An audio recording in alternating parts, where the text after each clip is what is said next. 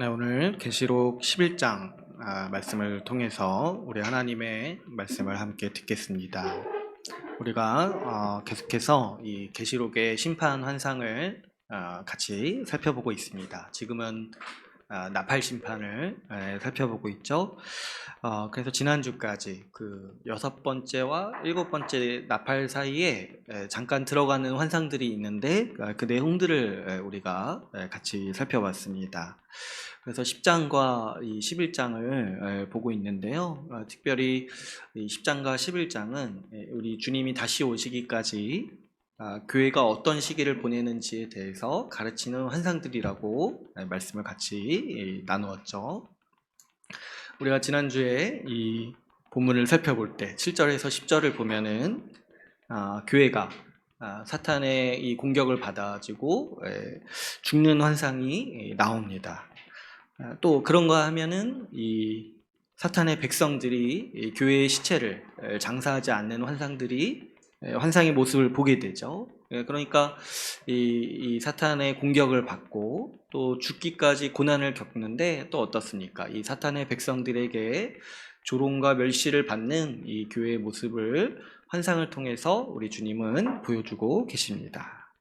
이를 통해 우리 주님께서는 주님 다시 오실 때까지 교회가 고난을 통과한다라는 것을 우리에게 분명히 보여주십니다. 성경 어디에 봐도 우리 주님께서 우리에게 고난을 면제해 주시겠다 이런 말씀은 없습니다. 어떻게 말씀하시냐 하니까 오히려 고난이 있다고 말씀하세요. 있다고 말씀하시는데 버틸 수 있는 힘을 주시겠다고 말씀하시는 거예요. 그래서 요한계시록 처음에는 10일의 고난을 허락하겠다. 그러니까 10일만 버텨라. 그 정도로 우리에게 버틸 수 있는 고난을 주신다는 거죠. 근데 왜 고난이 있냐니까 실제적으로 이 사탄의 박해와 미움, 그 분을 바라면서 자신이 패했다라는 그 분을 삭히지 못해가지고 어떻게든 한 사람이라도 더 자기와 같이 망하게 하기 위해서 교회를 향해 미혹하고 또 분을 바라기 때문에 교회는 항상 박해와 그 극심한 미혹 가운데 시달린다라는 것이죠. 또 그뿐만 아니라 이 복음을 향한 적대감이 이 사탄의 백성들에게는 있다고 했어요. 우리 교회는 복음을 간직하고 전하고 또 그 지키는 사명을 맡았는데 이거 자체를 싫어하는 거예요. 복음을 싫어하는 거예요. 왜 그러냐니까 복음은 우리가 죄인이라는 사실을 드러내고 우리의 왕이 주님이라는 사실을 드러내죠. 그런데 이 죄인에게는 회개하지 않는 죄인에게는 이게 하나하나가 다 싫은 거예요. 내가 죄인이라는 거 인정하기도 싫고 회개하기도 싫고 좀 내 맘대로 살고 싶은데 우리 주님이 왕이라는 것도 인정하기가 싫은 거죠. 그러니까 복음을 직접적으로 공격하기보다 복음 전하는 교회를 공격하고 조롱하고 또 그래서 마치 그 전하는 복음마저 헛된 것이라고 말하고 싶을 정도로 이렇게 이 복음을 간직한 교회를 공격하고 조롱하는 것이 이 세상 사람들의 기본적인 정서임을 우리가 이 환상을 통해서 인식할 수 있는 것이죠. 이 모두가 우리 주님의 통치를 거부하기 때문에 우리 교회도 그런 세상 속에 있으면서 고난을 겪는 거예요. 주님의 통치를 거부하기 때문에 2000년 전에 예수님이 오셨을 때 유대인들은 예수님을 박해하고 죽이기까지 했습니다. 지금도 마찬가지로 이 세상 사람들이 사탄이 주님의 통치를 끝까지 거부하기 때문에 우리 주님을 따르는 교회를 향해 분노를 드러내고 미움을 드러내고 또 박해하고 조롱하기까지 한다는 것이죠. 그런데 우리 주님께서 이 환상을 보여주실 때 한 가지 특이한 면이 뭐였냐면 3일 반 동안 죽어 있다라고 이 환상을 통해서 말씀하시는 거죠. 이 3일 반의 시간에 대해서 제가 이제 반복해서 말씀을 드리는데 오늘도 한 번 더 말씀을 드리자면 이게 또 뒤에도 또 나오기 때문에 좀 반복해서 들으시면서 익숙해지시는 게 편하실 거예요. 이 3일 반의 시간은 계시록에서 주님 다시 오실 때까지의 기간을 의미한다고 했습니다. 실제 3일 반이 아니라 우리 주님 다시 오실 때까지의 주님의 초림과 재림 사이의 기간을 지금 계시록에서는 3일 반이다 이렇게 표현하는 거라고 했어요.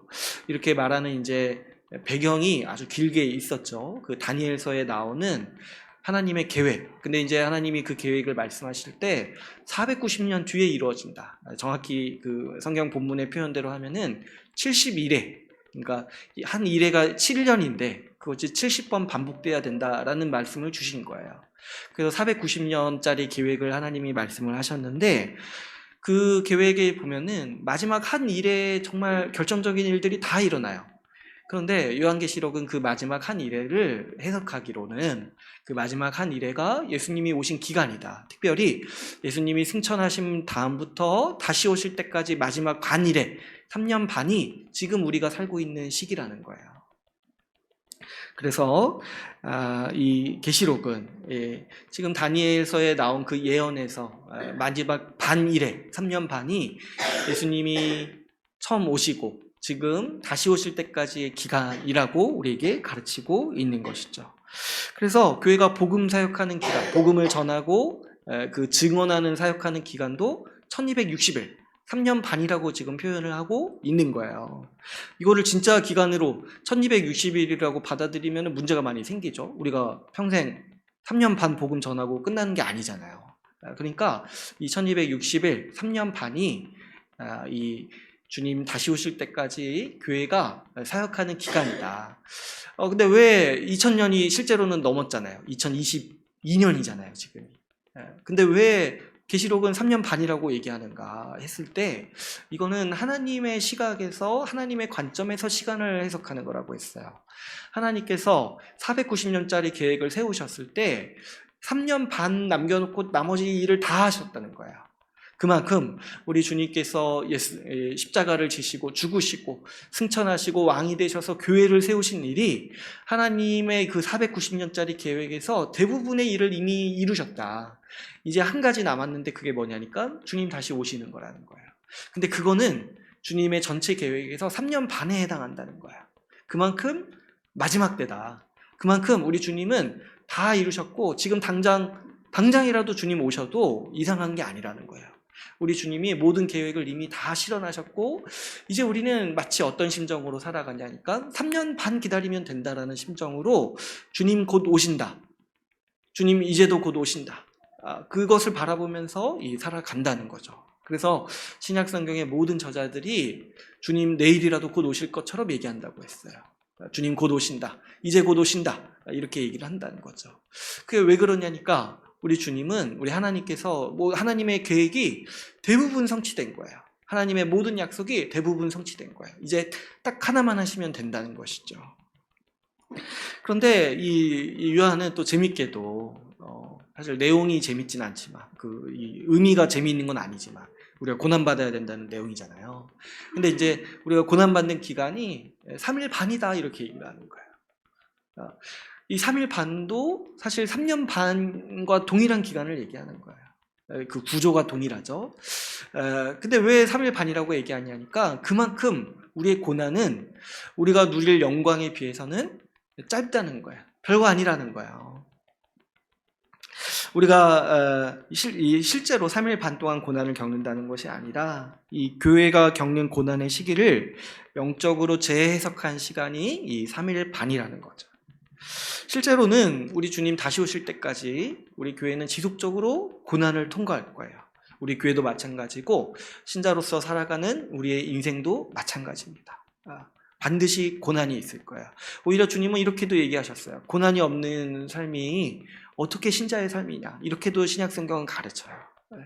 반드시 있을 겁니다. 그런데 우리 주님께서 교회를 보호하시고 교회에 주시는 영광을 생각해 보니까 우리가 살면서 겪는 고난이 3일 반 정도의 힘듦이라는 거예요. 3일 반 정도의 힘듦.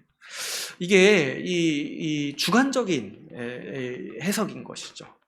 마치 그런 거죠. 우리 자매들이 또 어머니들이 해산의 고통을 길게 겪잖아요. 그런데도 아기가 나왔을 때 그 기쁨 때문에 그 해산의 고통을 잊어버리듯이 그래서 또 아기 낳은 다음에 또 어떻게 생각해요? 또 낳고 싶다 이 생각을 하잖아요. 근데 막상 또 어떻게 돼요? 그 고난의 시기가 오면 어떻게 하나 걱정이 되고 그 아플 게 걱정이 되잖아요. 근데 또 아기 낳으면 어때요?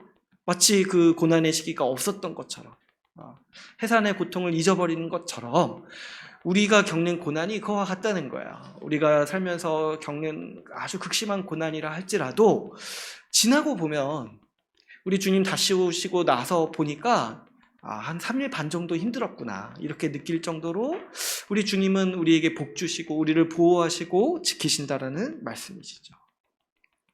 그래서 요한은 교회가 이런 표현을 하는 거예요. 1260일 동안 영광스럽게 사역하는데 동시에 3일 반 동안 고난을 겪는다. 바울은 이 동일한 진리의 말씀을 가지고 이렇게 표현한다고 했죠. 생각하건대 우리의 고난은 우리가 누릴 영광과 비교할 수 없도다. 그러니까 요한은 그 동일한 얘기를 지금 구체적인 숫자를 가지고 얘기를 하는 거예요. 우리의 고난은 3일 반짜리고 우리의 영광은 1260일을 누리다가 영원한 영광을 누리게 될 거라는 거야. 그러니까 1260일이랑 3일 반도 비교가 안 되는데 그 뒤에 영원한 시간과 3일 반을 어떻게 비교할 수 있겠냐는 거야. 그러니까 우리의 영광이 더 크다. 근데 고난이 있는데 그거는 짧다라고 우리에게 가르치고 있는 것이죠. 하나님께서는 우리 주님 다시 오실 때까지 이 교회를 보호하시고 교회를 영광스럽게 하십니다. 그래서 우리 교회의 열매를 보여주신다고 했어요. 교회의 복음 전파로 말미암아서 구원받는 사람들. 그래서 이 교회를 통해서 믿음을 지키고 끝까지 이 하나님 나라 백성으로 남아서 함께 하나님께 영광 돌리는 사람들을 교회의 열매로 이 환상을 통해서 보여주시죠. 그러니까 여러분 우리가 이 교회의 의미를 정확히 알아야 돼요. 마지막 때에 교회로 부르신 의미가 정확히 있다는 것이죠. 우리를 보고 교회의 어려움을 보고 방관하고 구경하거나 저기 불 건너 강 건너 불 구경하듯이 있거나 그러지 말고 또 나아가서 막 교회의 어려움을 보고 조롱하고 뭐 옆에서 좀 이렇게 비난하고 그러지 말고 좀 같이 죽어 있어라. 좀 같이 좀 살아라.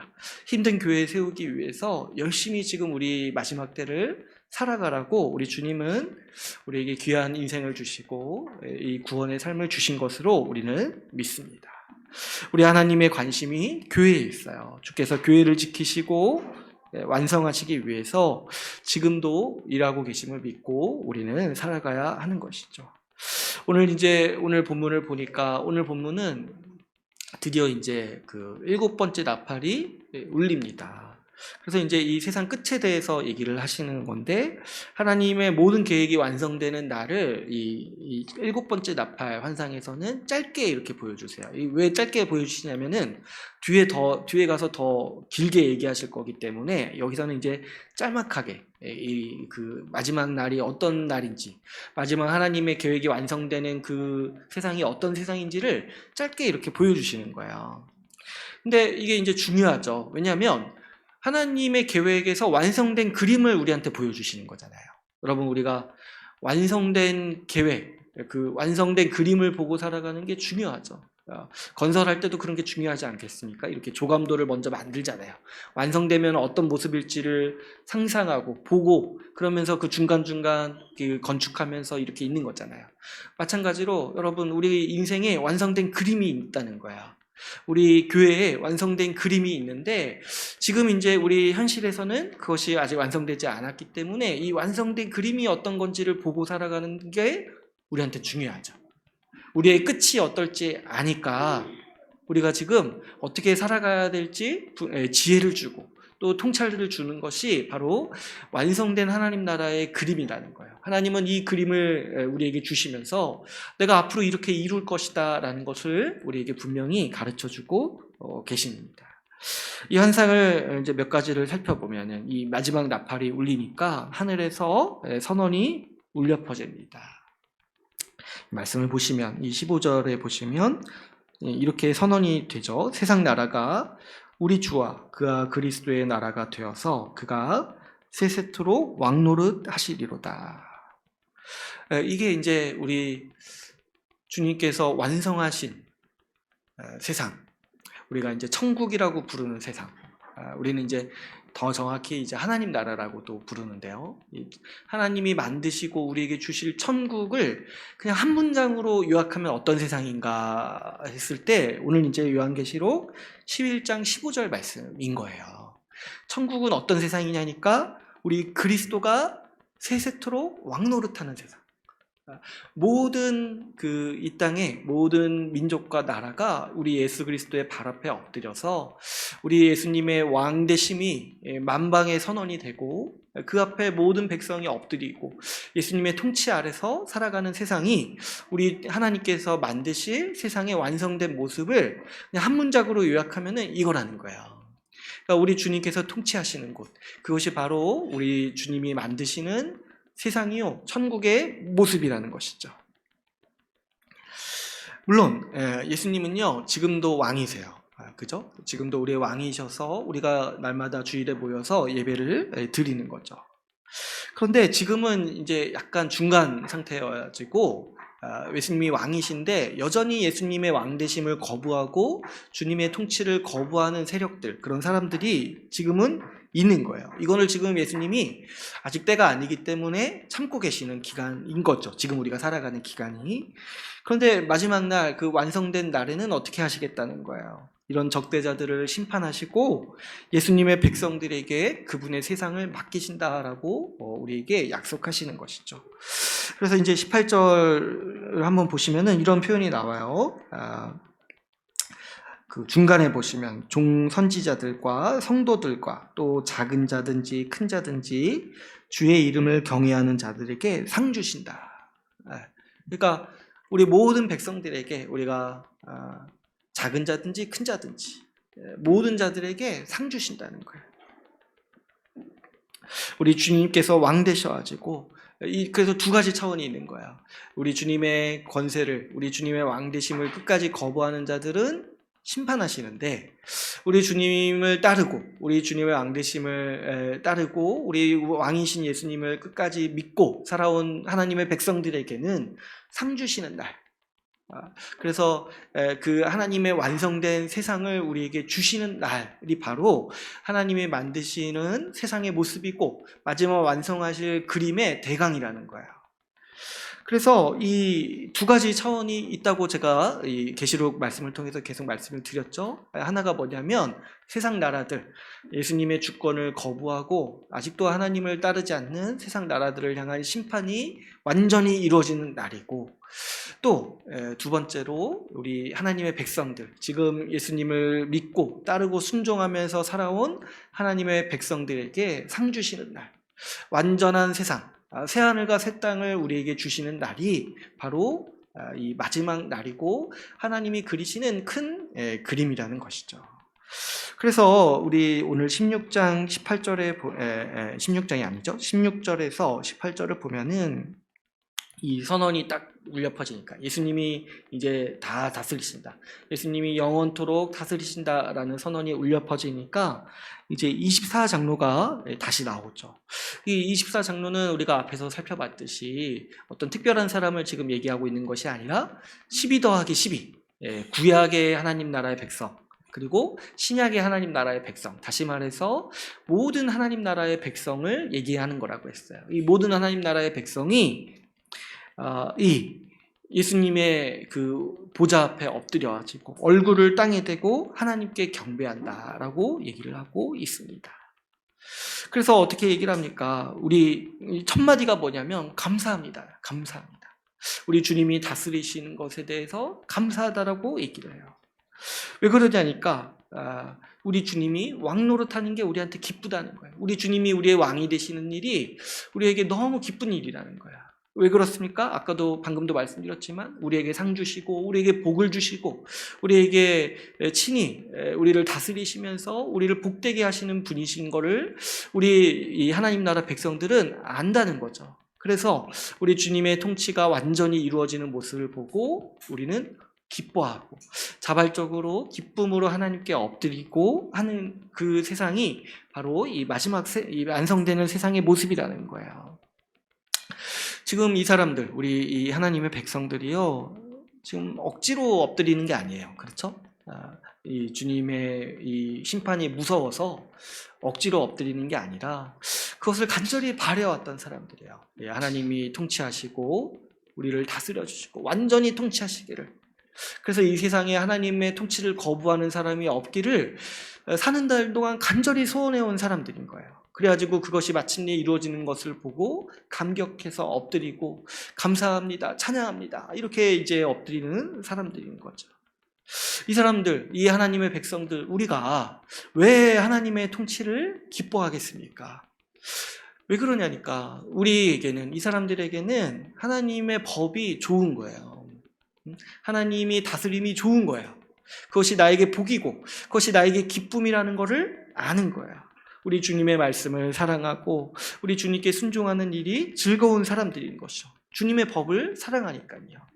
그래서 우리 시편 1편 말씀에서 복 있는 사람들, 하나님의 백성들을 얘기할 때 가장 특징적으로 뭘 얘기를 합니까? 주님의 율법을 사랑하는 자, 그것을 주야로 묵상하는 자. 율법이 뭡니까? 하나님 나라의 법이잖아요. 하나님의 통치를 사랑하는 거야. 하나님의 통치가 너무 좋고 그것에 순종하는 것이 기쁜 사람들. 그래서 주님의 나라가 완전히 이루어지기를 항상 소망하는 거예요. 우리 주님이 나를 완전히 통치하시고 이 세상을 완전히 통치하기를 간절히 구하는 사람들. 그래서 그것이 마침내 이루어졌을 때 기뻐하고 감사하고 예배하는 자들이 바로 이 24장로들, 하나님 나라의 백성들, 바로 우리 교회를 얘기를 하는 것이죠. 그래서 우리 주님의 통치가 완성됐을 때 기뻐하는 이유가 바로 여기에 있는 거예요. 우리 주님의 통치가 우리는 바로 복이다, 이거와 연결이 되는 거예요. 우리 주님의 법이 우리에게 복 주시려고 우리에게 질서를 주신 것이라는 것을 우리는 아는 것이죠. 그런데 반면에 이 예수 그리스도의 통치를 싫어하는 사람들이 있습니다. 주님의 통치를 향해 분노하는 사람들. 여기 이 18절에서도 보면은 이방들이 분노한다라고 얘기해요. 분노한다. 하나님이 다스리시는 것에 대해서 단순히 불쾌감을 표출하는 것뿐만 아니라 분노한다는 거예요. 근데 왜 분노하냐니까 이거는 이제 시편 2편 말씀을 인용하는 건데, 우리가 시편 2편 말씀 한번 같이 나눴었잖아요. 근데 시편 2편에서 왜 이방 나라들이 이 하나님의 통치를 거부합니까? 제가 다시 시편 2편 한번 읽어드리면 이렇게 되어 있어요. 2편 2절에서 3절에 보시면은 이렇게 말씀합니다. 세상의 군왕들이 나서며 관원들이 서로 꾀하여 여호와와 그의 기름 부음 받은 자를 대적하며 우리가 그들의 맨 것을 끊고 그의 결박을 벗어버리자 하는도다.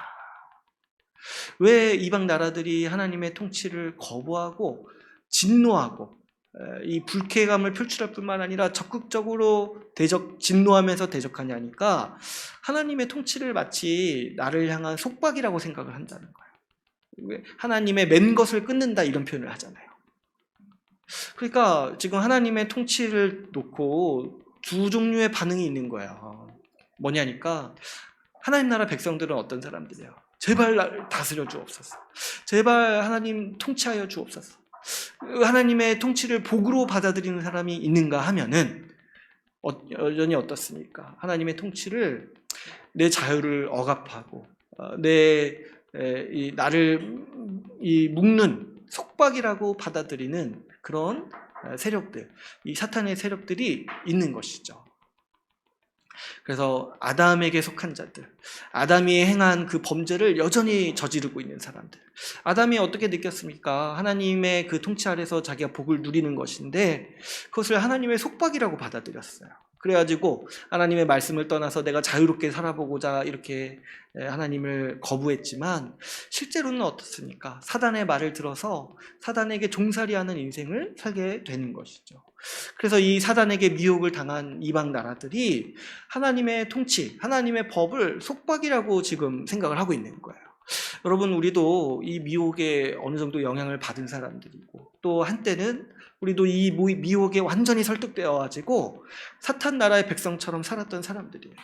하나님의 통치와 하나님의 법을 내 자유를 억압하는 것이라고 오해하고 그렇게 생각하면서, 그래서 마치 하나님의 통치를 거부하는 것이 뭔가 유행인 것 마냥, 뭔가 세련된 어떤 행동인 것 마냥 살았던 사람들이죠. 지금도 여전히 여러분 이런 마음들이 있다면은 이것이 우리에게 속은 결과라는 걸 알아야 돼요. 하나님의 법이 나의 자유를 속박하는 거다. 이 순종이 어렵고, 이 순종이라는 거는 정말 어려워서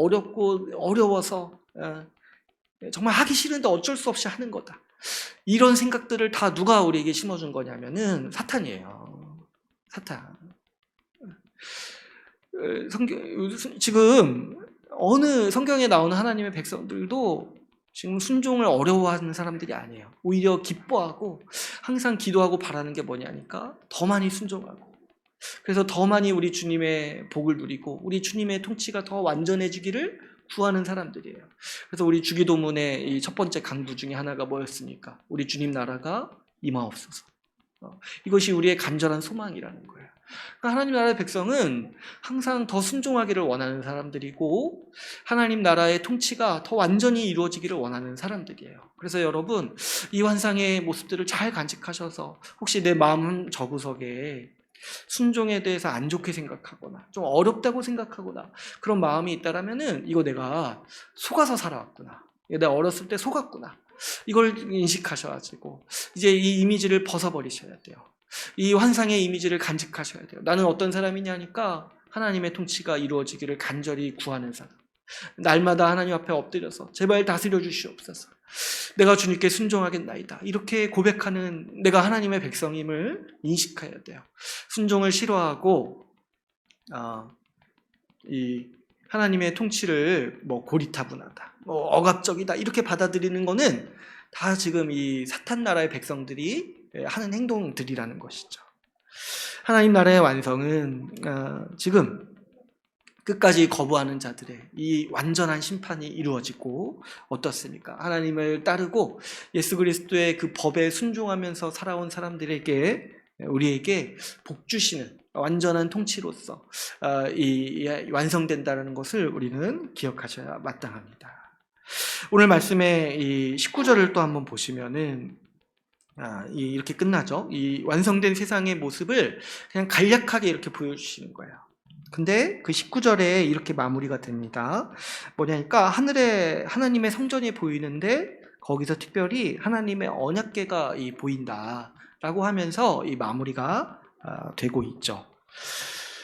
그런데 이 언약궤도 우리한테 약간 낯설어요. 왜냐하니까 이 언약궤는 구약에만 등장을 하거든요. 이제 이 언약궤는 이 하나님의 성전에서 가장 중심에 위치하고 있는 이 성소, 지성소의 휘장 뒤에 놓여 있는 궤, 상자인 것이죠.를 의미하는데 이 하나님의 보좌를 상징하는 거예요. 하나님의 임재를 상징하고 하나님이 우리와 함께 계신다라는 걸 이스라엘 백성들이 상징할 때 언약궤가 우리 가운데 있다라는 것을 이제 떠올리는 것이죠.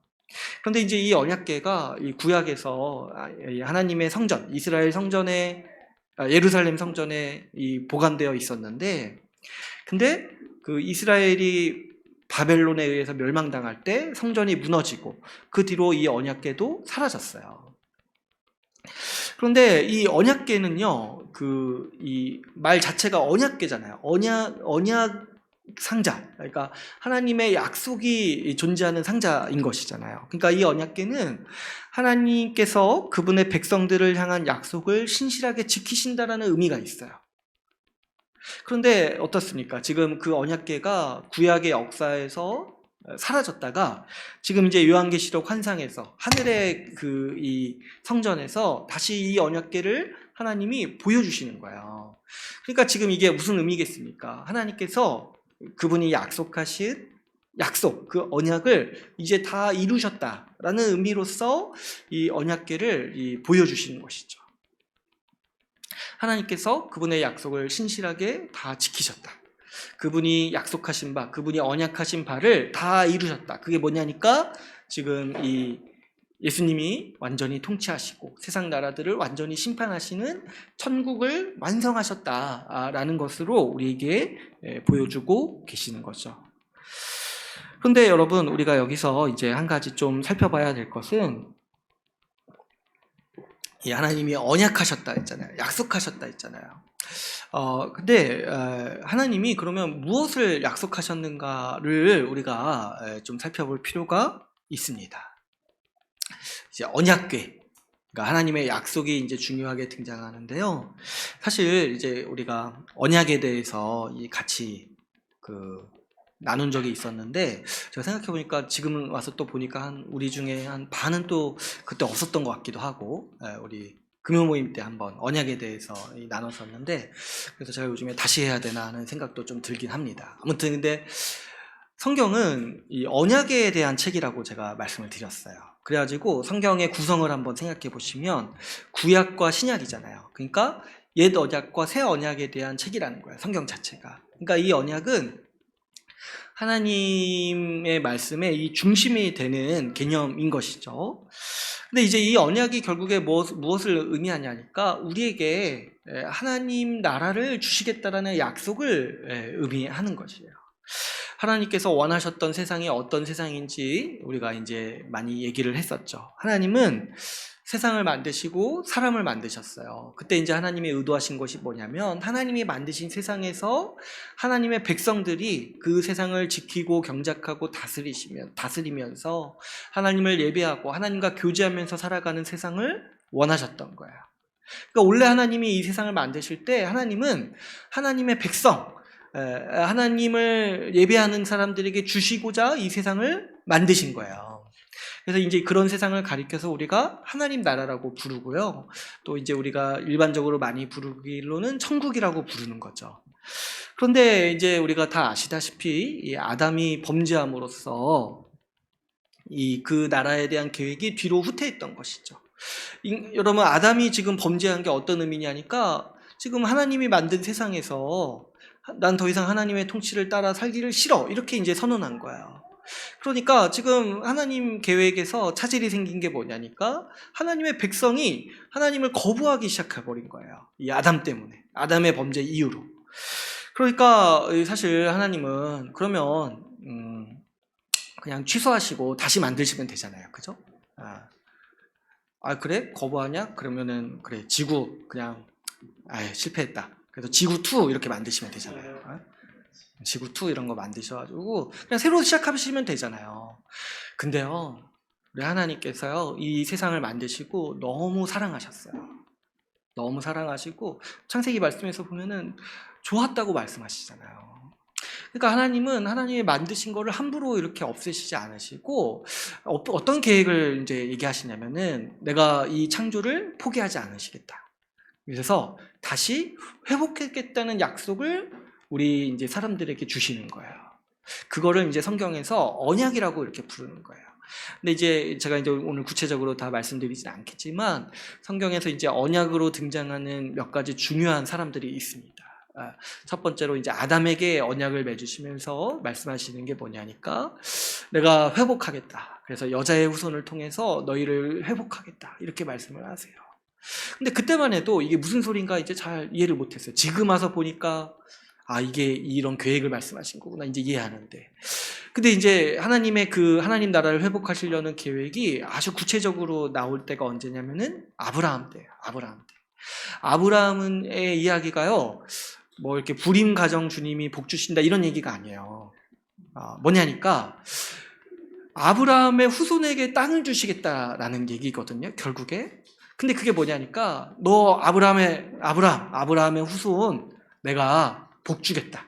이게 무슨 뜻이냐니까 아브라함의 후손을 내 백성으로 삼아서 그들에게 내 세상을 주시겠다라는 약속을 그 시대의 언어로 이렇게 주시는 거예요. 그래서 여러분 한번 생각해 보시면 아브라함은 그렇게 복 받은 사람은 사실 아니에요. 아브라함 뭐 이렇게 평생 자기 땅 없어서 이렇게 자기 묘자리만 자기 땅으로 가지고 이렇게 그냥 맨날 이렇게 유목민으로 살았던 사람들이에요. 근데 이제 하나님이 아브라함에게 약속하신 복이 뭐냐니까 네 후손에게 복 주시겠다. 근데 아브라함이요 이걸 이해했어요. 자기 후손을 자기 백성, 하나님 나라 백성으로 삼으셔가지고 복 주겠다라는 그 영광을 이해했어요. 그래서 여러분 이 하나님 나라 백성이요 정말 어떻게 이제 표현하기도 하냐면 아브라함의 자손이라고 표현을 해요. 그러니까 아브라함이 자기에게 얼마나 큰 영광을 주는지 초기에는 좀 헷갈렸던 것 같은데 나중에 이해를 해가지고 끝까지 하나님을 믿은 거예요. 끝까지. 이삭을 그 바치라고 하는 그 정말 어려운 명령까지도 이해해서 순종한 거예요. 그러니까 아무튼 그래서 아브라함에게 주신 약속이 결국에 뭐냐니까 아브라함의 후손들에게 하나님 나라 백성 삼아가지고 이 세상을 주시겠다라는 약속인 거예요. 그리고 또 이제 시간이 흐른 다음에 하나님이 또 언약을 맺으시는 사람이 다윗이에요. 다윗. 근데 다윗에게도 언약을 맺으실 때 뭐라고 말씀하시냐면은 다윗의 왕조를 세우시겠다. 그러니까 그 하나님의 백성에게 영원한 왕을 주시겠다. 영원한 왕을 주셔서 그 나라를 영원토록 세우시겠다라는 약속을 주시는 거예요. 그래서 이 다윗의 후손으로 오신 분이 바로 우리 예수님을 의미한다라는 것을 우리가 이제 나중에 이해를 하죠. 그리고 또 이제 이 나중에 또 세월이 흘러서 하나님이 또 언약을 맺으시는 게 뭐냐면 선지자를 통해서 말씀하세요. 이거를 이제 새 언약이라고 부르시는데 그 다윗에게는 이 하나님 나라의 왕을 주시겠다라고 약속을 하시는데 이 선지자들 통해서는 어떤 약속을 주시냐니까 새 백성을 주시겠다.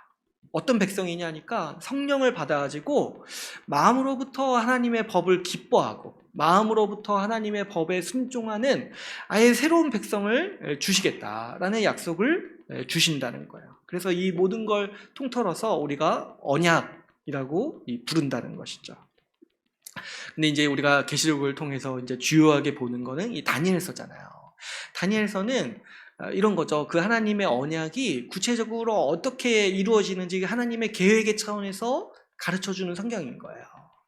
그래서 이 하나님의 언약이 결국에 언제 많이 성취되냐니까 바로 우리 예수님을 통해서 성취되는 거예요. 예수님이 이 땅에 오셔서 성찬을 제정하실 때 말씀하신 게 뭐였냐니까 이 포도주를 이렇게 드시면서 이 피가 너희와 언약을 세우기 위해서 흘리는 내 피라고 말씀하세요. 그래서 우리를 새 언약의 백성으로 삼으셔가지고 우리를 새로운 백성으로 만드신 거예요.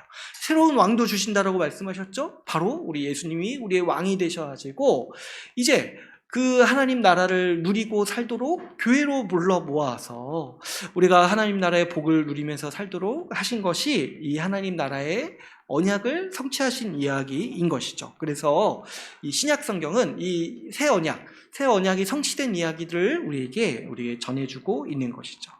이제 이 언약에서 딱 하나만 남은 거예요. 그게 뭐냐니까 우리 주님 다시 오셔서 이 언약의 이제 최종적인 완성이 뭐냐니까 오늘 이 환상에서도 얘기하듯이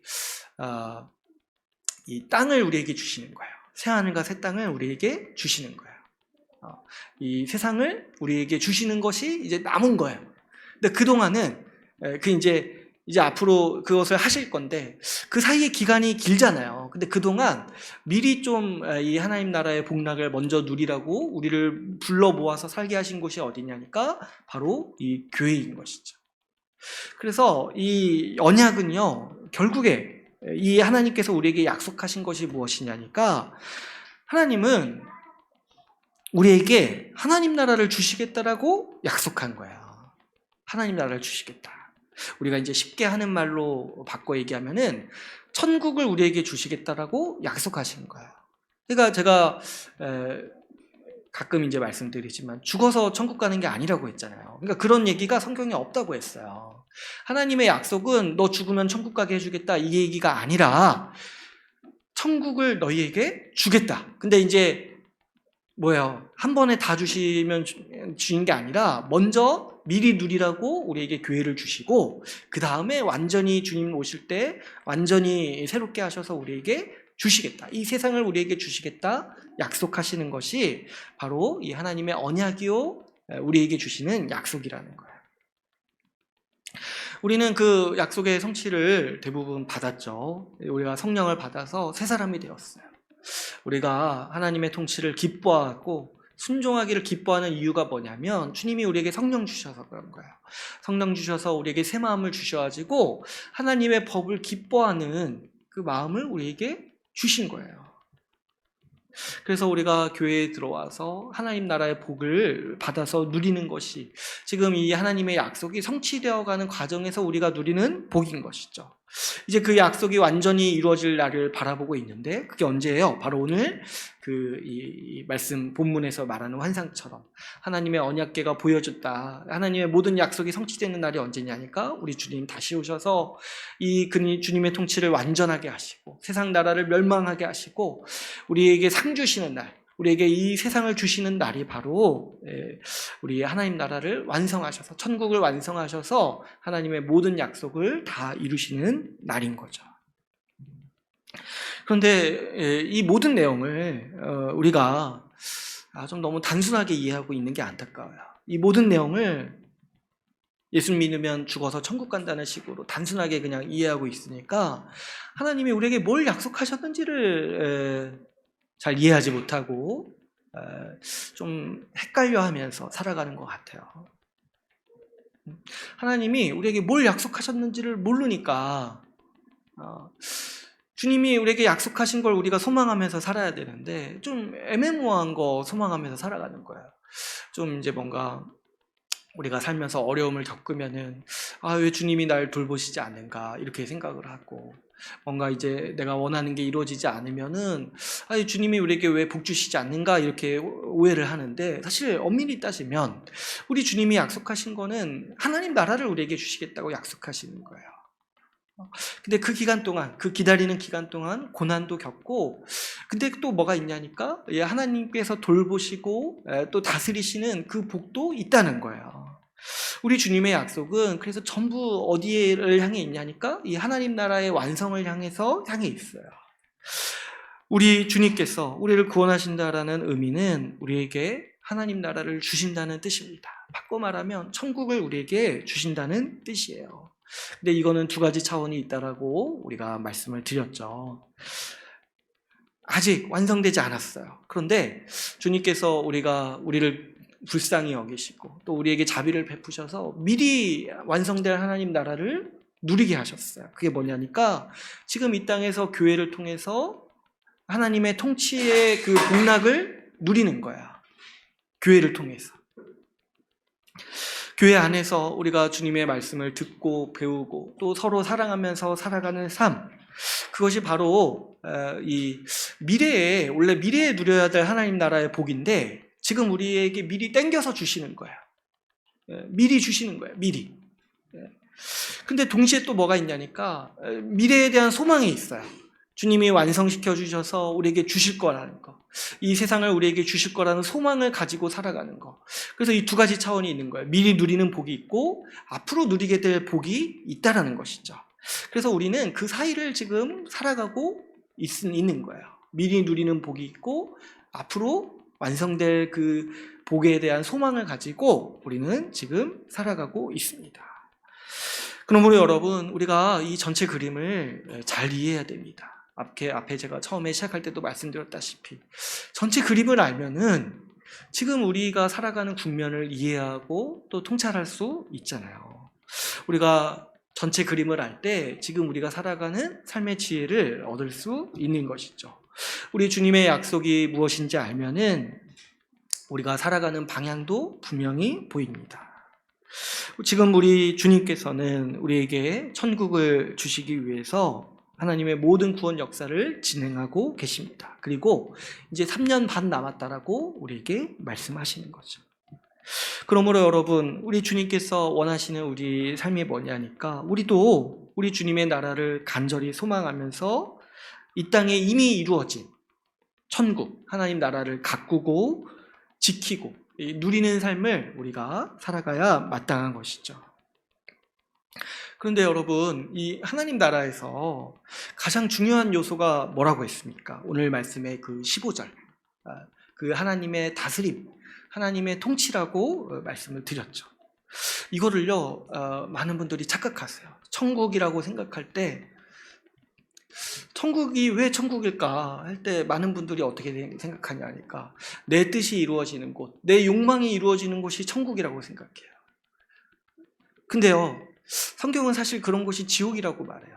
내 뜻이 이루어지고 내 욕망이 이루어지는 곳은 지옥이에요. 성경이 말하는 천국, 하나님 나라는 어떤 곳이냐니까 하나님의 뜻이 이루어지고 하나님의 통치가 실현되는 곳, 완전히 실현되는 곳이 천국이에요.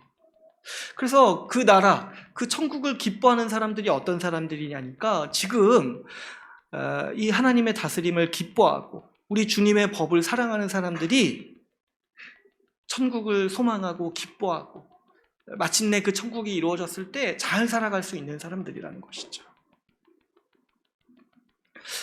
이거를 많은 분들이 착각하는 것 같아서 제가 좀 안타까운 마음이 있습니다.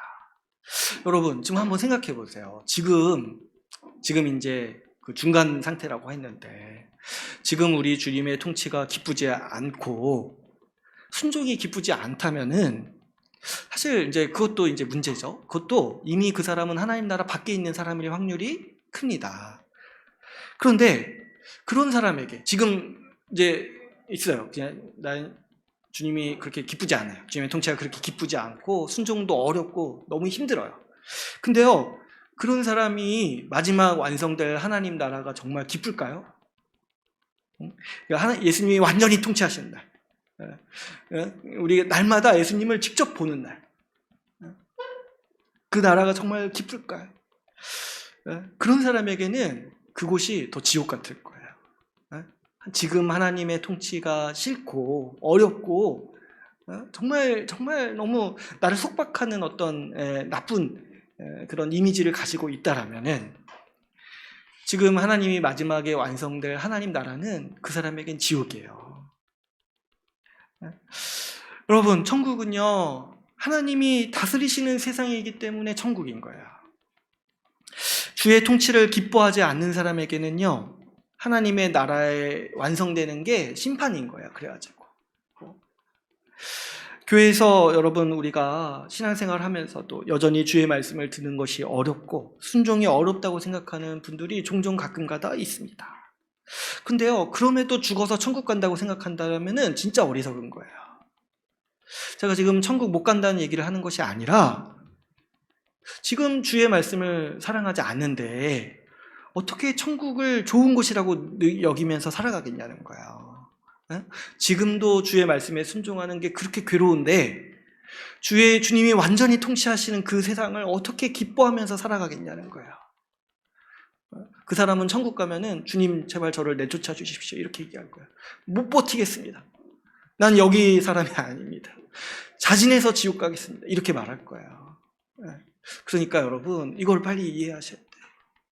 천국은요, 우리 주님이 통치하시는 것이에요. 근데 내가 왜 천국을 기뻐하냐니까, 나는 주님의 통치가 너무 좋거든요.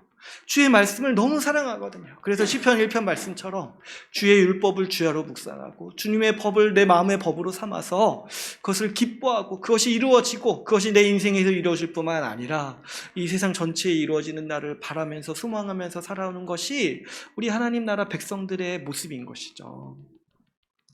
그래서 우리가 잘 생각해야 돼요. 여러분, 우리는요, 하나님의 법을 사랑하고 기뻐하는 사람들이에요. 주님께서 우리를 하나님 나라 백성으로 삼으실 때 우리의 마음을 이미 바꾸셨어요. 우리는 순종을 기뻐하고 순종하면서 살아가기를 자발적으로 원하는 사람들이에요. 그래서 사실 교회에서는 순종하라는 말도 사실은 원래는 할 필요도 없어요. 당연한, 너무 다 하고 싶어 하는데 뭐하러 또 순종하십시오 이런 말을 구태여 합니까? 우리 마음으로부터 하나님의 법을 사랑하는 사람들이 바로 이 하나님 나라의 백성인 거죠. 혹시 마음 저 한 구석에 여전히 좀 힘들다 이런 게 있으면요, 이제 마음을 바꾸셔야 돼요. 그거는 내가 과거에 속은 거예요. 과거에 속은 그 기억, 그게 남아있어가지고 여전히 그런 마음을 가지고 있는 거죠.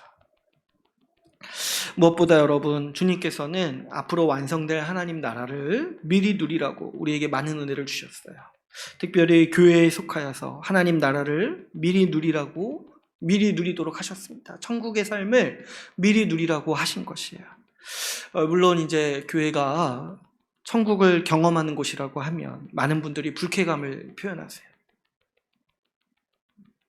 최근에도 이제 몇 분 만나서 얘기했는데, 이런 얘기를 하면은 좀 못 받아들이세요. 교회를 지금 내가 안 나가고 있는데 거기가 천국, 내가 괴로워서 안 나가는데 거기가 천국이라고 하면은 나는 천국 가기 싫어, 이런 이제 생각을 하는 거죠. 그런데요, 교회는 천국의 핵심 요소를 아주 갖추고 있어요. 천국을 잡고 내 뜻이 이루어지는 곳, 내가 편한 곳, 이런 위주로 생각하니까 지금 교회에 대해서 오해하는 거예요. 여러분, 천국은요, 하나님의 통치가 선언되고 하나님의 말씀이 선포되고 하나님 말씀에 순종하는 백성들이 교제하면서 살아가는 곳이에요. 그렇게 생각하면은 교회는 너무 천국 같지 않습니까? 하나님의 말씀이 선포되고 하나님의 말씀에 따라서 살기를 애쓰는 사람들, 순종하려는 사람들이 서로 말씀을 나누고 교제하면서 살아가잖아요. 이게 천국의 모습이라는 거예요. 앞으로 하나님이 만드셔서 우리 주님 다시 오셔서 완성하실 그 천국의 모습이요, 이 핵심 요소들이 더 극대화돼서 나타나는 세상이라는 거예요. 그러니까 우리는 지금 어떻게 보면은 지금 미래에 누릴 천국의 삶을 지금 미리 애쓰고 훈련하고 경험해보고 있는 것이죠. 그래서 우리는 교회가 이 천국의 핵심적인 복을 간직하고 있는 곳이다, 이해할 수 있는 거죠. 근데 물론 이제 좀 차이는 있어요. 우리 이제 모인 분들이 좀 연약해요, 아직. 완전히 그 죄와 싸움에서 벗어난 사람들이 아니기 때문에 아직 좀 연약하고, 좀 제가 생각해 결정적으로 아직 좀 땅이 없어요. 그죠? 땅이 부족해요. 마지막 완성될 세상에서는 우리가 이제 모든 세상을 소유하는데, 지금은 이제 아직 소유하는 땅이 적죠. 그게 이제 차이예요. 근데 이제 작은 차이인 거예요. 작은 차이. 아주 핵심적인 부분. 우리 주님이 통치하시고, 우리 그 주님의 말씀에 순종하는 백성들이 서로 교제하고 사랑하면서 살아가는 곳, 바로 교회가 이 천국의 복을 누리는 것이죠. 그러므로 여러분, 우리가 지금 교회로 살면서 하나님의 말씀에 열심히 순종하면서 사는 일이 아주 중요한 의미가 있다는 거예요. 가장 중요한 게 뭐냐니까, 우리 하나님 나라를, 천국을 미리 누리는 일이라는 거예요. 우리가 그 천국의 복을 미리 누리고 경험할수록 우리 믿음도 더 강해지고 우리 소망도 더 강해져요.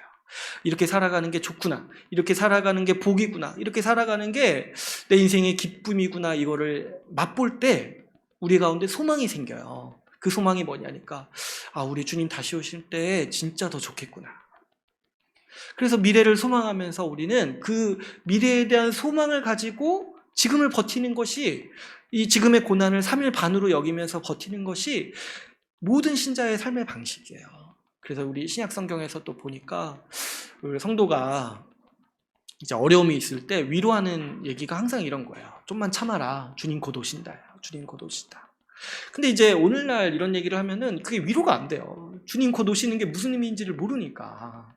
주님 오셔서 우리에게 이루어질 그 복이 뭔지를 맛보지를 못하니까, 교회 안에서 순종하면서 사랑하면서 서로 돌보면서 하나님의 통치 아래서 살아가는 그것이 복이라는 생각을 못하고 그 복을 맛보지를 못하니까 위로도 없는 거예요. 위로도 없어요. 소망이 주는 위로도 없는 거예요. 제가 보니까 우리 오늘날 성도분들의 오늘날 교회의 큰 약점 중에 하나가 소망이 없어요. 소망이 없어요. 그 소망이 결국 우리 주님 다시 오셔서 이루어질 세상에 대한 그 큰 그림을 바라보는 것인데, 오늘 11장 이 환상의 모습을 정말 소망하면서 그것을 가지고 살아가는 것인데, 저 개인을 돌아보더라도 이 소망이 굉장히 약해요. 우리 기독교의 3가지 요소가 믿음, 소망, 사랑인데, 사실 소망이 너무 약하다, 사실 많이 약해져 있는데 소망에 대한 영역이 너무 약하다는 거예요. 근데 그 약한 원인이 있는데 왜 그러냐니까, 지금 미리 누리도록 하신 그 복을 우리가 제대로 맛보지 못하고 있고 이해하지 못하고 있는 것이 가장 큰 원인인 것이죠. 교회가 힘들고 교회가 괴롭고 실망스러우면은 신앙에 있어서 큰 이제 어려움을 겪는 거예요. 그게 뭐냐니까, 미래를 소망할 수가 없어요. 미래를 소망할 수가 없어요. 우리 주님이 주시는 최고의 복 중의 복이 이 교회 안에서 주의 말씀에 순종하고 교제하고 사랑하면서 살아가는 건데, 그게 없으면 진짜 3일 반 고난이 마치 3년 반처럼 느껴지는 거예요. 그게 없으니까. 그래서 여러분, 우리가 지금 교회 안에서 말씀 듣고 배우고 그 말씀에 순종하면서 우리 지체들과 교제하고 사랑하면서 살아가는 삶이 우리에게 가장 중요한 과제예요. 이거를 충실히 해내고 이것을 충실히 살아갈 때 우리의 믿음이 더 강해지고 우리 앞으로 어떤 고난이 있더라도 버티는 힘이 생기는 거예요. 이 천국의 삶을 미리 누리는 이 국면이 더 강해질 때 우리가 소망이 생기고, 우리가 이게 주님이 우리에게 주신 복이라는 걸 알고 정말 끝까지 믿음 지키면서 살아가는 힘이 더 강해질 수 있는 것이죠. 그래서 여러분, 교회가 중요해요. 왜 교회가 중요하냐니까 우리 주님이 천국을 미리 경험하라고 우리에게 주신 복이거든요. 이걸 우리가 잘 간직하고 이것을 우리가 더 충만히 누리도록 우리 모두가 애쓰고 힘써야 됩니다. 마치 하나님께서 아담에게 에덴 동산을 주셔서 지키고 다스리고 경작하라 라고 말씀하셨듯이 지금 우리도 마찬가지예요. 우리에게 에덴 동산처럼 교회를 주시면서 지키고 다스리고 경작하라. 교회의 한 몸됨을 힘써 지켜라. 이렇게 우리 주님은 말씀하시는 거죠. 그래서 여러분, 우리 교회를 세우는 게 단순히 그냥 우리 좋자고 이렇게 하는 그런 게 아니라 우리가 정말 이곳에서 주님이 우리에게 미리 먼저 주신 그 하나님 나라의 복을 경험하고 누리는 것, 그래서 그것을 눈으로 보고 맛보아서 아는 것이 우리에게 있어서 주님이 주시는 큰 복임을 알고 우리가 그 일에 충성되게 살아가야 됩니다. 정말 좋은 교회를 일구어서 우리가 미래를 소망하면서 살아봅시다. 여러분, 이를 위해서 우리가 우리 주님의 통치에 지금부터 열심히 순종하는 삶을 살아야 돼요. 이것을 우리가 이제 너무 억압적이다 이렇게 생각할 필요 전혀 없다고 했죠. 우리는 그런 사람들이 아니에요. 그런 사람들이 아니에요. 우리는 이미 주의 말씀에 순종하기를 기뻐하는 사람들, 우리 주님의 법을 사랑해서 우리 주님의 말씀을 듣기를 원하고 우리 주님의 말씀을 또 반복해서 배우기를 원하고 공부하기를 원하는 거예요. 그래서 여러분, 우리 주님의 통치에 순종하면서 사는 것을 기뻐하시고 우리가 교회를 살면서 우리가 이 일에 헌신해야 되는 것이죠. 특별히 우리가 열심히 순종해야 하는 하나님 나라의 법이 있습니다. 우리 예수님이 주신 그 새 계명, 서로 사랑하라. 이것이 천국의 법인 거예요. 서로 사랑하라. 천국은 어떤 곳이냐니까 이 예수 그리스도의 법을 사랑하는 사람들, 마음에 새겨가지고 그렇게 살아가기를 충만히 소망하고 그렇게 살아가기를 애쓰는 사람들, 그런 사람들이 모인 곳이 바로 천국이요, 우리 지금 교회가 본받아야 될 하나님 나라의 모습이라는 거죠. 하나님께서 다스리시는 세상의 가장 특징적인 모습이 뭐냐니까 우리 주님의 말씀에 순종하는데 어떤 말씀에 순종하냐니까 서로 사랑하라는 그 예수 그리스도의 가르침, 그 계명에 순종하여서 서로 사랑하는 공동체가 바로 이 하나님이 다스리시는 세상의 모습이라는 거죠. 우리 주님 예수님께서는 이 서로 사랑하라는 말씀을 새 계명으로 주시고 또 이렇게도 말씀하셨어요. 너희가 서로 사랑해야지 내 제자다. 너희가 서로 사랑하면 너희가 내 백성이다. 이렇게까지도 말씀하셨다는 거죠. 그래서 여러분, 어찌 보면은 우리가 지금 교회로 있으면서 교회 안에서 서로 사랑하면서 애쓰는 일이요, 지금 앞으로 완성될 천국에서 살아가는 삶을 연습하는 거라고도 볼 수 있을 것 같아요. 완성될 천국은요, 우리가 사랑하는 게 더 깊어지고 더 완전해지는 세상이에요. 근데 그렇게 되기까지 지금 우리가 미리 연습하고 체험해보고 지금 자신을 좀 그렇게 가꾸어가고 훈련하는 기간이 지금 우리가 교회로 살아가는 기간이라는 거예요. 한번 잘 생각해 보세요. 지금 한번 체험이라고 한번 생각해 보세요. 지금 사랑하면서 살기 싫으면은 어때요? 지금 딱 빨리 눈치채셔야 돼요. 마지막에 예수님 다시 오셔서 완성하실 천국은 더 싫을 거예요. 지금 빨리 눈치를 채셔야 돼요. 지금 경험하는 기간, 체험하는 기간. 여러분, 있잖아요. 이렇게 상품 팔 때도 체험하는 기간 이런 거 있잖아요. 그래서 마음에 안 들면 환불해주는 그런 거 있잖아요. 지금이 이렇게 말하면 좀 천박해 보이지만은 그런 기간이라 교회에서 한번 살아보세요. 마음에 안 들면 환불이 아니라 뭐예요? 그냥 천국이 나랑 안 맞구나. 구원이 나랑 안 맞구나. 이렇게 생각하는 거예요. 근데요, 우리 주님이 뭐냐니까 우리 주님이 새 마음을 주셨다는 거 잘 생각해요. 우리의 마음을 바꾸셔가지고 내가 정말 천국을 천국으로 여기는 사람으로 우리를 만들어 주셨다는 거예요. 그 훈련을 지금 교회에서 하라고, 미리 하라고 우리를 지금 교회로 불러주신 거예요. 그러니까 우리가 이 교회로 사는 기간이 얼마나 귀합니까? 천국을 미리 경험해보고 천국에서의 삶을 미리 연습하고 훈련하는 기간이니까. 교회에서 우리가 잘 해나갈수록 앞으로 완성될 천국에서는 더 잘 살 거예요. 더 잘 살 거예요. 내가 살아온 삶을 더 충만하게 펼쳐질 거예요. 그러니까 여러분, 지금부터 우리가 더 사랑하면서 사는 삶을 훈련해야 돼요. 여러분, 우리가 서로 사랑하기 위해서 애씁시다. 아직 연약하고 또 부족한 사람들일 수 있어요. 나도 그렇고 내가 사랑해야 되는 우리 교회 지체들, 그 대상들이 부족할 수 있어요. 그런데요, 그것이 사랑하라는 주님의 말씀에 순종하지 않을 합당한 이유가 될 수 없어요. 천국 가면은 뭐 더 완전한 사람 물론 있겠지만 그 사람이 있을 거예요. 천국 가면은 다른 사람이 있을 것 같아요? 아니에요. 똑같이 있어요. 그러니까 지금 사랑하지 못하면은 나는 사실 천국의 삶을 싫어하는 거야. 내가 지금 내가 사랑하려고 애쓰지 않는 거는 내가 이미 천국을 거부하는 거예요. 하나님의 통치와 하나님 나라의 삶을 거부하는 것이죠.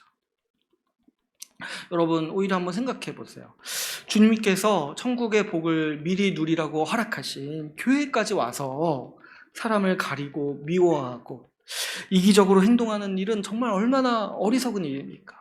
천국을 미리 경험하고 훈련하라고 교회를 주셨는데 거기에까지 와가지고 왜 거기에 와서 구태여 미워하고 사람을 가리고 냉대하고 용서하지 않고 차갑게 대하고 그렇게 합니까? 우리 앞에서 제가 말씀드렸지만 우리 주님의 말씀에 순종하지 않는 사람이 완성된 하나님 나라를 기뻐할 리가 없죠. 마찬가지로 지금 교회의 지체를 사랑하지 않는 사람이 완성된 하나님 나라를 기뻐할 리가 없습니다. 왜 그러냐니까 그곳은 더 깊은 살아가는 곳인데 지금도 조금 살아가는 게 힘들다면은 어떻게 그곳에서 살아가겠습니까? 여러분, 우리가 이 사실을 명확히 알고 지금 우리를 교회로 불러 모아서 하나님 나라 백성으로 살게 하신 의미를 잘 이해해야 돼요. 여기까지 와가지고 미워하고 용서하지 않고 번복하고 냉대하는 거는 너무 어리석은 일이에요. 너무 어리석은 일이에요. 여기까지 와가지고 우리 모두 실수가 많고 연약한 사람들입니다. 그런데 우리 주님께서 은혜를 주셔서 천국의 삶, 서로 사랑하면서 살아가도록 우리를 지금 이 교회로 부르신 것이죠. 제가 옛날에 초등학교 다닐 때 책에서 본 이야기가 있는데 아마 무슨 탈무드에 나오는 이야기인가? 성경 가르쳐야 되는데 탈무드 얘기하는 게 좀 그렇지만은 그런 이야기가 있더라고요. 한 천사가 한 사람을 이렇게 끌고 가서 지옥을 보여주는데 지옥이 어떤 곳이냐니까 사람들이 팔을 굽히지 못하는 곳이래요. 무슨 병이 있던데 이 팔을 굽히지 못하는 거예요. 근데 이제 팔을 굽히지 못하니까 어떻게 해요? 밥을 못 먹어요. 제가 초등학교 때 그 보고 진짜 팔 못 굽히면 밥을 못 먹는가. 근데 진짜 못 먹더라고요. 방법이 없더라고요. 팔을 못 굽히니까 밥을 못 먹어요. 그래가지고 지옥 가면니까 다 굶어 죽어 가고 있어요. 근데 그 천사가 또 그 사람을 천국에 데려가서 지옥 너무 괴롭다 이렇게 하니까 그 사람이 이제 그 천사가 그 사람을 이제 천국에 데려가 줬어요. 근데 천국에 데려가 주니까 근데 너무 놀란 게 뭐냐니까 천국에 있는 사람들도 어때요? 팔을 못 굽히는 거예요. 팔을 못 굽혀요. 그래서 그 사람이 따져서 물었어요. 아니 왜 천국이랑 지옥이 이렇게 똑같냐? 근데 천사가 자세히 보라는 거예요. 자세히 보니까 천국은 그 팔을 못 굽히는 사람들이 서로 떠서 먹여준다는 거예요. 똑같은 사람들인데 행동하는 게 다르다는 거죠. 똑같이 연약하고 똑같이 장애가 있는 사람들인데 그 하나 차이라는 거예요. 지옥에 있는 사람들은 그 자기 부족한 거 가지고 어떻게든 자기를 위해서 살려고 애쓰는 곳이라면 천국에 있는 제사람들도 똑같이 부족하고 힘든 사람들인데 서로 떠먹여 줘가지고 서로 배부른 곳이다라는 것이죠. 제가 이게 인상이 깊어가지고 초등학교 때 본 글인데 아직도 기억을 하고 있더라고요. 여러분, 지옥의 삶이요 다른 게 아니에요. 서로 미워하고 이기적이고 용서하지 아니하고 냉담하게 살아가는 곳이 지옥이에요. 그래서 제가 언제 한번 말씀드린 적 있죠. 여러분, 사회생활하고 그 회사 가면은 지옥에 체험하실 수 있다는 거예요. 지옥 체험. 지옥 체험 미리 하시는 거예요, 그것도. 그래서 한번 잘 생각해 보세요. 거기가 더 나한테 맞는가? 아니면 그래도 좀 부족하고 연약하지만 어떻게든 사랑하려고 애쓴 그 어떻게든 안 굽혀지는 팔 가지고 먹이고 떠먹으려고 애쓰는 곳이 더 나은가? 잘 한번 생각해 보세요. 어디에 더 충성되게 살아갈 건가? 어디에? 정말 정말 잘 생각해 보세요. 끝까지 그렇게 냉대하고 용서하지 않고 미워하려면은 정말 거기 회사 가서 열심히 그렇게 살면 돼요. 그게 나한테 맞다라면. 그런데 우리 주님 주신 복이 그게 아니라는 것을 빨리 우리가 알고 깨달아서 우리 주님께서 그런 지옥의 삶을 벗어버리라고 우리를 교회로 부르셨다라는 것을 우리가 깨닫고 우리가 살아가야 합니다. 우리 모두가 지옥의 백성들이었어요. 나도 잘난 거 하나 없는데 어떻게든 나를 위해서 살려고 애쓰던 사람들이었어요. 그런데 이런 우리를 이제 주님께서 우리를 하나님 나라의 백성으로 삼으셨습니다. 그래서 하나님 나라의 삶을 누리라고, 천국을 미리 누리라고 교회에 부르시고 서로 사랑하라고 우리에게 말씀하십니다.